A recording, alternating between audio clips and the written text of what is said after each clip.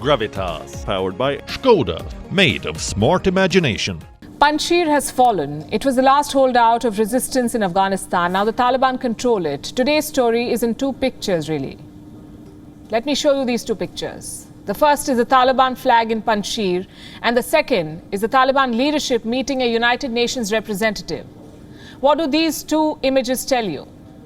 The Pakistan military invaded Panjshir to demolish the resistance and install a Taliban flag. The world did not complain because it was busy cozying up to the Taliban. The United Nations Under Secretary General for Humanitarian Affairs Martin Griffiths met Taliban leader Mullah Baradar and assured cooperation. Is no one standing up to the terrorists? Iran has launched a probe into the fall of Panjshir, specifically into the foreign attacks. They've not named Pakistan, but the message is amply clear. We'll discuss all of this. Let me start from the beginning. The Taliban have taken Panjshir. They hoisted their flag today in the valley. This video came out earlier today. These are men from the Taliban inside the governor's house in Panjshir claiming their victory over the National Resistance Front, or NRF. This morning, the Taliban declared their win on social media. The resistance forces contested the claim, but the images are for the world to see. Panjshir has fallen, and there is no denying that. New Delhi is closely monitoring Afghanistan. Today, India's Prime Minister Narendra Modi chaired a meeting at his residence. National Security Advisor Ajit Doval, Defence Minister Rajnath Singh, Home Minister Amit Shah, External Affairs Minister S. Jaishankar and Finance Minister Nirmala Sitharaman, the top cabinet colleagues of the Indian Prime Minister, were all present for this meeting. Also, National Security Advisor Ajit Doval. This shows how the situation in Afghanistan is being discussed at the highest levels of the government in New Delhi, because the fall of Panjshir is a significant event and Pakistan's role in it especially so, which is why we say hashtag probe Pak for Panjshir. There are three major takeaways from this development. Number one, the Taliban are now in complete control of Afghanistan. Number two, the resistance forces have failed to prevail, obviously. And number three, their movement will now be reduced to a few pockets in Afghanistan instead of commanding an entire province. In other words, the resistance will continue, but on a much smaller and localized scale. Ahmad Massoud, the leader of the National Resistance Front, said as much. He released a new statement today calling on Afghans to stand up and fight the Taliban. He also blamed the international community for legitimizing the Taliban. He said the resistance force was ready to end hostilities, but the Taliban refused. So they were forced to fight, he says. Now the Taliban claim victory. Here's the next question then. Where are Ahmad Massoud and Amrullah Saleh, the two men who led this resistance? We don't know. But just before the fall of Panjshir, Massoud had said that he was ready to discuss a ceasefire. In a statement made yesterday, he said they will, quote unquote, keep the conversation going. The problem is it takes two to talk. Are the Taliban interested now? Highly unlikely. They call the resistance forces terrorists. It's a classic case of the pot calling the kettle black. They repeatedly gave a negative answer to our delegations and ended the negotiations. The Islamic Emirate of Afghanistan was forced to send troops.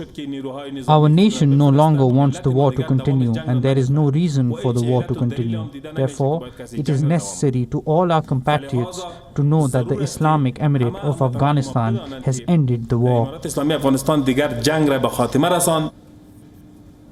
They turned away our delegations. The Islamic Emirate was forced to send in troops. The Islamic Emirate has ended the war. This is the Taliban pretending to be statesmen. As jarring as it sounds, this is the new reality of Afghanistan. The Taliban is the state. Its leaders are the new diplomats and negotiators, and its terrorists are the armed forces of Afghanistan. But where is the government? Kabul fell almost a month ago. Why haven't the Taliban been able to install a government yet? Our correspondent Anas Malik put this question at a press conference in Panjshir. Here is what the Taliban spokesperson told him. Anas Malik from WION. Just a question. We've seen reports that the Taliban have completed consultations on government formation and that they have invited some countries as well. Would you want to confirm these reports or deny? Thank you. No. We are in the process of government formation. It's not complete. When it is, we will announce. We have good relations with all countries and we have sent invites to some countries for government formation ceremony as well. So the Taliban are handing out invites for a swearing-in ceremony. Who will attend? The spokesperson did not name anyone, but WION has learned that the Taliban have reached out to at least 6 countries, the regular suspects: China, Pakistan, Qatar, Turkey, Iran and Russia. These countries, remember, actively engaged with the Taliban well before the fall of Kabul. But not all of them sound happy with the way things are playing out. Iran, for instance. Iran will investigate the fall of Panjshir. Iran issued a strong statement today. It called the fall of the province truly worrying and condemned, and I'm quoting, all foreign interference in Afghanistan. Listen to this. The news that we are getting from Panjshir is truly worrying. We condemn last night's attacks in the strongest manner. The martyrdom of Afghan leaders is a source of deep regret. Foreign intervention must be investigated. We are investigating that.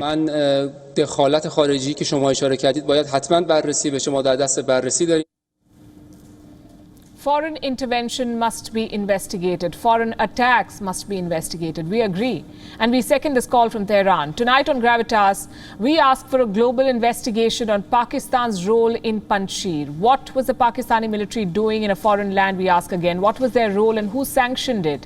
And will the United Nations, which sent a top official to meet the Taliban, investigate this invasion? Write to us with hashtag #ProbePak for Panjshir. WION is now available in your country. Download the app now and get all the news on the move. Gravitas, powered by Skoda, made of smart imagination.